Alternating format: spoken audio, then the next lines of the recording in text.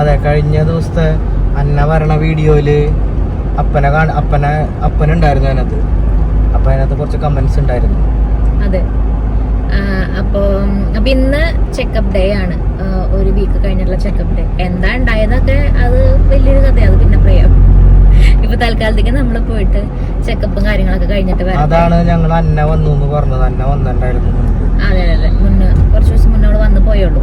അപ്പൊ എന്തായാലും ചെക്കപ്പ് ഒക്കെ കഴിഞ്ഞിട്ട് ബാക്കിയുള്ള കാര്യങ്ങളൊക്കെ പറയാം. വണ്ടിയിൽ എല്ലാവരും ഉണ്ട്. അപ്പം പറഞ്ഞു എല്ലാവരും കൂടി വരണമെന്ന്. അതെ, അമ്മാമയും കൂടി മാത്രം ബാക്കി കയറാണ്ടായിരുന്നുള്ളൂ. ബാക്കി എല്ലാവരും വന്നിട്ടുണ്ട്. എല്ലാവരും കൂടി പോവാന്ന് പറഞ്ഞു ഹോസ്പിറ്റലിലേക്ക്.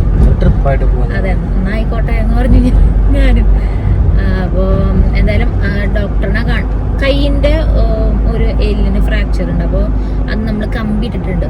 അപ്പൊ അതാണ് ഇന്ന് ഡോക്ടർ കമ്പിയല്ല, ഒരു ചെറിയൊരു ഇത്. അതെ അതെ. അപ്പൊ നമുക്ക് ഇനി എന്തായാലും അവിടെ എത്തിയിട്ട് ബാക്കിയുള്ള കാര്യങ്ങളൊക്കെ ഡോക്ടറൊക്കെ കണ്ടതിന് ശേഷം നമുക്ക് സംസാരിക്കാം. എന്നിട്ട് തന്നവര് അല്ല, എന്നിട്ട് പറഞ്ഞ അപ്പന്റെ കേസ് പറഞ്ഞ അപ്പന് കുഴപ്പമൊന്നുമില്ല. അടുത്ത മാസം 8-ാം തീയതി അത് ഊരാന്ന് പറഞ്ഞു. കൈമുള്ളത് ഊരാന്ന് പറഞ്ഞു. പിന്നെ അതിനാണോ ഇത് മറ്റേ എക്സ്റേ എടുക്കാൻ? പിന്നെ പ്രശ്നമില്ല.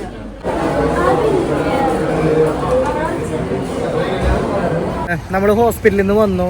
ഹോസ്പിറ്റലിൽ വന്നിട്ട് അപ്പനെ വീട്ടിലേക്ക് നമ്മൾ പിന്നെ വണ്ടിയിലിരുന്ന് കൂടുതലും കാര്യങ്ങളൊന്നും പറയാണ്ടിരുന്നതാണ്. സത്യം പറഞ്ഞു കഴിഞ്ഞാല് അപ്പന് ശരിക്കും പറഞ്ഞാൽ കൃത്യമായിട്ട് ഓർമ്മയില്ല. മീൻസ് ഞാൻ പറയാം എന്താ സംഭവം ഉണ്ടായെന്ന് വെച്ച് കഴിഞ്ഞാല്, ഞാൻ ഉണ്ടായിരുന്നില്ല, പൊന്നൂസ് ഉണ്ടായിരുന്നില്ല വീട്ടില്.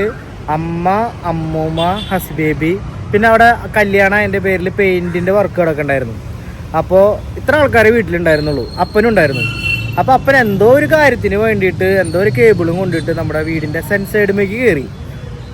കോണിക്കോടയാണ് കയറിയേക്കണേ. സെൻസൈഡിന്റെ മുകളിലേക്ക് എത്തിയോ അല്ലെങ്കിൽ കോണിക്കോട നടന്ന് കയറിയോ എന്തിൻ്റെ ഇടയിൽ ആക്സിഡന്റിൽ ആള് താഴേക്ക് വീണു. പക്ഷെ ഈ താഴേക്ക് വീണ കാര്യങ്ങളൊന്നും അപ്പനെ ഓർമ്മയില്ല. വീണു. അപ്പൊ തന്നെ അമ്മ ഞങ്ങളെന്നെ വിളിച്ചു. അപ്പനെ അവിടുന്ന് നേരെ ഹോസ്പിറ്റലിലേക്ക് കൊണ്ടുപോയി. ഹോസ്പിറ്റലിലേക്ക് കൊണ്ടുവന്ന് കഴിഞ്ഞപ്പോൾ അപ്പൻ്റെ ഇവിടെ, അതായത് ഈ ഷോൾഡറിൻ്റെ ഈ പോർഷൻ ഫ്രാക്ചർ, വാരിയല് രണ്ടാമത്തെ വാരിയലിൽ ഒരു ഫ്രാക്ചർ, പിന്നെ ലങ്സിന് ചെറിയൊരു ചതവ്, പിന്നെ എന്നിട്ടാ മെയിനായിട്ട് പിന്നെ ഉള്ളത് തലയിൽ ബ്ലഡ് കട്ടായി കഴിഞ്ഞ് കഴിഞ്ഞപ്പോഴാണ് മെയിൻ പ്രശ്നം വന്നത്. പിന്നെ കൈമ എന്തിട്ടുള്ള കൈയുടെ ഈ കുഴയുടെ ഇവിടെ, വലത്തെ കൈ അല്ലേ, അല്ല ഇടത്തെ കൈയുടെ കുഴയുടെ അവിടെ വിട്ടു. ഇത്തരം പ്രശ്നങ്ങളും പിന്നെ തല അടിച്ചെങ്ങാണ്ടാണ് അപ്പം വീണ. എനിക്ക് തോന്നുന്നു, എൻ്റെ ഒരു നിഗമനത്തിൽ എനിക്ക് തോന്നുന്നു അപ്പം വീണ സമയത്ത് അപ്പന് ഓർമ്മ ഉണ്ടായിണ്ടാവില്ല. മീൻസ് പെട്ടെന്ന് ബ്ലാങ്ക് ഔട്ട് ആയി ഉണ്ടാവും. ആളെ പെട്ടെന്ന് വീഴ്ചയിൽ ഷുഗറോ പ്രഷറോ അങ്ങനെ എന്തെങ്കിലും വേരിയേഷൻ വന്നായിരിക്കും മേ ബി വീണു. നോർമലി നമ്മൾ വീഴാണെന്നുണ്ടെങ്കിൽ നമ്മൾ നമ്മുടെ തലേനെ പ്രൊട്ടക്ട് ചെയ്യുന്ന രീതിയിലായിരിക്കും നമ്മൾ വീഴാ. ഇത് നോർമലി ആള് വീണു. അങ്ങനത്തെ ആ വീഴ്ചയിൽ അവിടെ കല്ല് എന്തൊക്കെയോ ഉണ്ടായി. തലയിടിച്ചു കഴിഞ്ഞപ്പോൾ ബ്ലഡ് കട്ടായി. അത് ആദ്യത്തെ രണ്ട് CT സ്കാൻ കണ്ട് എടുത്തു. ചെന്ന വഴിക്കുന്ന സീറ്റ് എടുത്തു. അപ്പൊ അതില് ചെറുതായിട്ട് ബ്ലഡ് ക്ലോട്ടാന്ന് പറഞ്ഞു. ചെറിയ ഒരു ബ്ലീഡിങ് ഉണ്ട് എന്ന് പറഞ്ഞു. പക്ഷെ അത് നമുക്ക് ഒബ്സർവേഷനിൽ ഇടാം, ചിലപ്പോൾ പിറ്റേ ദിവസം കുറയും. അപ്പം പിന്നെ നമുക്കത് കുഴപ്പമില്ല എന്ന് പറഞ്ഞു. എന്നിട്ട് ഒബ്സർവേഷനിൽ ഇട്ട് പിറ്റേ ദിവസം രാവിലെയും CT എടുത്തു. അപ്പോൾ ബ്ലഡ് ഇച്ചിരി കൂടി കൂടിയേക്കാണ്. അപ്പോൾ അവർ പറഞ്ഞെന്താ വെച്ച് കഴിഞ്ഞാൽ, ഇത് കുഴപ്പമില്ല, നിങ്ങൾക്ക് വീണ്ടും ഇത് വീട്ടിൽ പോയിട്ട് നമുക്ക് അത് ശരിക്കും ഓട്ടോമാറ്റിക്കലി അത് പോവും. പക്ഷെ റെസ്റ്റ് എടുക്കണം. പക്ഷെ അങ്ങനെ റെസ്റ്റ് എടുക്കുന്ന സമയത്ത് നമ്മൾ ആഴ്ചയിൽ CT എടുക്കണം. പിന്നെ നമ്മൾ കുറെ കെയർ ചെയ്യേണ്ടതായിട്ട് വരും. അങ്ങനത്തെ കുറച്ച് കാര്യങ്ങളുള്ളതുകൊണ്ട് നമ്മൾ പറഞ്ഞു, ഡോക്ടറുടെ സജഷൻ ഡോക്ടർ പറഞ്ഞു അങ്ങനെയാണെന്നുണ്ടെങ്കിൽ സർജറി ചെയ്യാന്ന് പറഞ്ഞു. അപ്പൊ നമ്മൾ പറഞ്ഞു ഓക്കെ, സർജറി ചെയ്തു. ചെയ്യാം അല്ലെങ്കിൽ ഇത് ചെയ്യാം, ഇതിൽ ഏത് വേണമെങ്കിലും നമുക്ക് ഡിസൈഡ് ചെയ്യാം അങ്ങനെ പറഞ്ഞു. അപ്പൊ ഡോക്ടറുടെ സജഷൻ അനുസരിച്ച് ഡോക്ടർ പറഞ്ഞു അങ്ങനെ റിസ്ക് എടുക്കണേക്കാൾ നല്ലത് സർജറി ചെയ്യണം എന്ന് പറഞ്ഞു. അപ്പോൾ നമ്മൾ ഓക്കെ, നമ്മളത് പറഞ്ഞ പോലെ നമ്മളത് ഫോർവേഡ് ചെയ്തു, സർജറി ചെയ്തു. അപ്പൻ്റെ ഇവിടെ ഇങ്ങനെ ചെയ്തിട്ട് മറ്റേ ബ്ലഡ് കട്ടായ സ്റ്റൈൻ എടുത്തിട്ട് റിമൂവ് ചെയ്തു. അതാണ് സർജറി ചെയ്തത് നന്നായി എന്ന് ഡോക്ടർ പറഞ്ഞു. കാരണം CTയിൽ രണ്ടാമതുള്ളൊരു ക്ലോട്ട് കണ്ടിരുന്നില്ല, രണ്ടാമതുള്ളൊരു മുറിവ് കണ്ടുണ്ടായില്ല. കാരണം ബ്ലഡ് അവിടെ കട്ടപ്പിടിച്ചിരിക്കണ കാരണം കൊണ്ട് കണ്ടുണ്ടായില്ല. അപ്പോൾ സർജറി അത് ചെയ്തപ്പോഴാണത് കണ്ടത്, ആ സംഭവം കണ്ടത്. അപ്പോൾ ചെയ്ത് നന്നായി എന്ന് പറഞ്ഞു.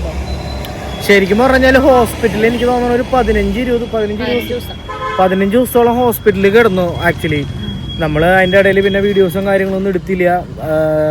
ഒന്നിനുള്ള സാഹചര്യങ്ങളും സന്ദർഭമൊന്നും ഉണ്ടായിരുന്നില്ല. പിന്നെ എന്തായാലും നിങ്ങളുടെ അടുത്ത് വിവരം പറയണം.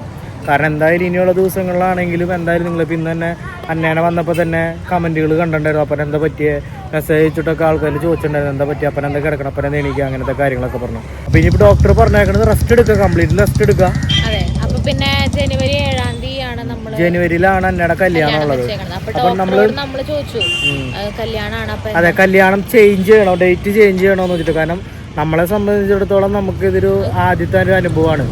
അപ്പനെ സംബന്ധിച്ചിടത്തോളം അപ്പൻ എനിക്ക് തോന്നുന്ന ഒരു 40-40 കൊല്ലമായി വണ്ടി ഓടിക്കണേ. ഇന്നേ വരെ ഒരു വണ്ടി ആക്സിഡന്റ് ആയത് തട്ടേ മുട്ടേ ഒന്നും ഉണ്ടായിട്ടില്ല ആൾക്ക്. ഇത് വീട്ടിൽ വെറുതെ നിൽക്കണ ആളുടെ പറഞ്ഞിട്ട് കാര്യമില്ല. അഫ്കോഴ്സ് എന്ത് സംഭവിക്കണമെന്ന് എല്ലാവരുടെ കേസും അതേപോലെ തന്നെയാണ്. പക്ഷേ അങ്ങനെ സംഭവിച്ചു കഴിഞ്ഞപ്പോൾ ഇങ്ങനെയായി. അപ്പോൾ കല്യാണത്തിൻ്റെ കേസ് ഹോസ്പിറ്റലിൽ ഡോക്ടറെ അടുത്ത് സംസാരിച്ചപ്പോൾ ഡോക്ടർ പറഞ്ഞു കുഴപ്പമൊന്നുമില്ല, അതൊന്നും ചേഞ്ച് ചെയ്ത് വെക്കണ്ട, കറണ്ടിലുള്ള ഡേറ്റ് തന്നെ മതി, അതനുസരിച്ച് ഡോക്ടർ പറയുന്നതനുസരിച്ച് നിങ്ങൾ ടേക്ക് കെയർ ചെയ്താൽ മതി എന്നുള്ള രീതിയിൽ പറഞ്ഞു. അപ്പോൾ അതനുസരിച്ച് അല്ല, ഞാൻ പേഴ്സണലി പറഞ്ഞു അപ്പൻ്റെ അടുത്ത്, അപ്പനെന്തായാലും കല്യാണത്തിന് മുഴുവനായിട്ടും ഇൻവോൾവ് ആവാനായിട്ട് പറ്റില്ല, പല കാര്യങ്ങൾക്കും പല ലിമിറ്റേഷൻ ഉണ്ടാവും. അപ്പോൾ അതൊക്കെ ഓക്കെ ആണെന്നുണ്ടെങ്കിൽ മതി എന്നുള്ളതിൽ. പിന്നെ എന്താണെന്ന് വെച്ച് കഴിഞ്ഞാൽ ഓൾറെഡി സർജറി ചെയ്തേക്കുന്നതിൻ്റെ പേരിൽ ആൾക്ക് പെട്ടെന്ന് പറയണ കാര്യങ്ങളൊക്കെ ആൾ പെട്ടെന്ന് മറന്നു പോകും. ഇപ്പം നമ്മളിപ്പോൾ ഇന്നൊരു കാര്യം പറഞ്ഞു കഴിഞ്ഞാലും ചിലപ്പോൾ നാളെ വീണ്ടും പറയേണ്ടി വരും, ആളത് മറന്നു പോയി എന്താ പറഞ്ഞെന്നുള്ളതൊക്കെ.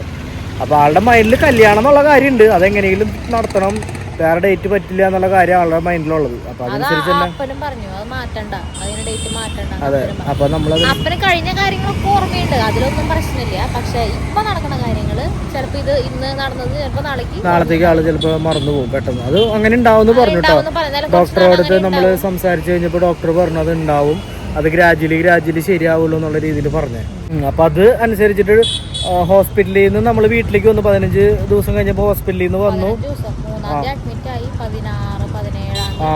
അതെ, നമ്മുടെ ഈ ഇതിനകത്തൊക്കെ കമന്റുകൾ ഉണ്ടായിരുന്നു, ചേച്ചീനെയൊക്കെ 8-ാം തീയതി 10-ാം തീയതി ഹോസ്പിറ്റലിലൊക്കെ വെച്ച് കണ്ടുന്നത്. ശരിയാണ്, നമ്മൾ അപ്പൻ അവിടെ ഉണ്ടായിരുന്നു, അതിൻ്റെ പേരിൽ നമ്മൾ ഹോസ്പിറ്റലിൽ വന്നാണ്.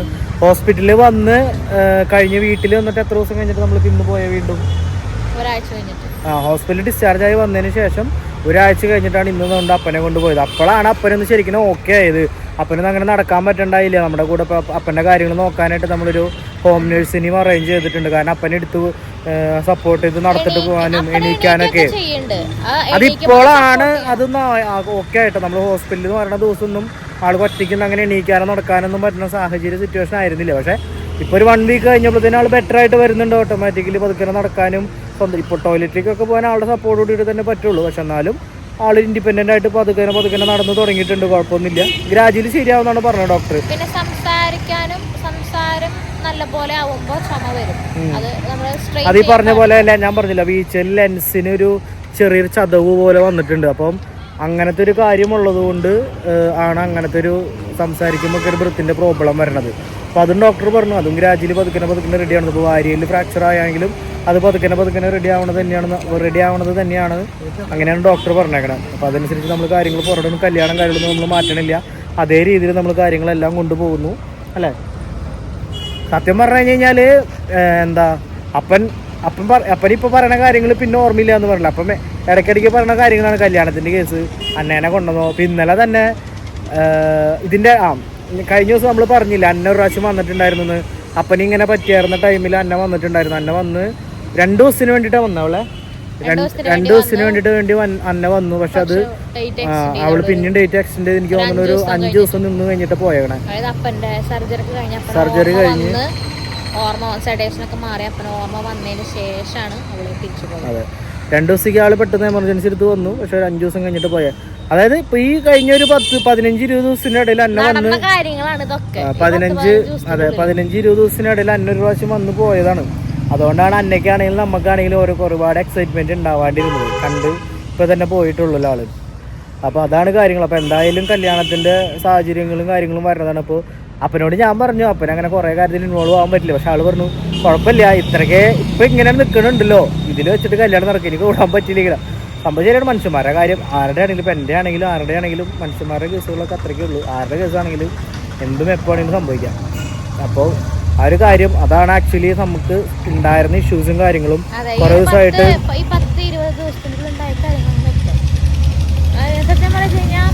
വീഡിയോയിൽ കാണുന്നതൊന്നല്ല ശരിക്കുള്ള ആ ഒരു ഇത്. അത് അത് വീഡിയോ എടുക്കണവർക്ക് അറിയാം, ഇടണവർക്ക് അറിയാം. നമ്മള് കുറെ ദിവസം വീഡിയോ ഒന്നും എടുത്തിട്ടുണ്ടായിരുന്നു റിയൽ ലൈഫിൽ നടക്കാൻ എന്താന്നൊക്കെ അതറിയാം. അങ്ങനെ അപ്പൊ അത്രേ ഉള്ളൂ. വേറെ പ്രത്യേകിച്ച് കാര്യങ്ങളൊന്നും പറയാൻ നിൽക്കണില്ല. അതെ, വേറെ പ്രത്യേകിച്ച് കാണുന്നില്ല. നമുക്ക് അടുത്ത വീഡിയോയിൽ വീണ്ടും കാണാം. അപ്പൊ എല്ലാവരും പ്രാർത്ഥിച്ചോളും. ഓക്കെ, കല്യാണം നടക്കാനും എല്ലാം ഭംഗിയാവാനും. ഓക്കെ, വീണ്ടും കാണാം. നമ്മള് വീഡിയോ എടുക്കണത് ഇത് കണ്ട ഒല്ലൂര് മാലാഖയുടെ പള്ളിയുടെ ഫ്രണ്ടിൽ നിന്നിട്ടാ. അതെ, ഞാൻ പണ്ട് എൻ്റെ വീഡിയോസ് ഒക്കെ തുടങ്ങുന്നത് ഇവിടെയാണ്. എല്ലാം ഇവിടെ നിന്നാണ്. എൻ്റെ കല്യാണം ഇവിടെ നിന്നാണ്. എൻ്റെ എല്ലാം ഇവിടെ നിന്ന് തന്നെയാണ്. എൻ്റെ എല്ലാ കാര്യങ്ങളും, ഏത് ചെറിയ കാര്യം പോലും ഞാൻ ഇവിടെ നിന്ന് തുടങ്ങാറുള്ളൂ. ഓക്കെ ഗൈസ്, കുറേ നാളെ ഇതിൻ്റെ മുന്നിൽ വന്നിട്ട്, പള്ളിയുടെ മുന്നിൽ വന്നിട്ട് നമ്മൾ വീഡിയോസും കാര്യങ്ങളൊക്കെ എടുത്തിട്ട് ഇൻസ്റ്റഗ്രാമിൽ വീഡിയോസൊക്കെ എടുക്കാറുണ്ട്. പക്ഷേ ഇങ്ങനെ ലോങ് വീഡിയോ ഒക്കെ എടുത്തിട്ട് കുറേ നാളെ. അപ്പോൾ ഓക്കെ ഗൈസ്, ബൈ.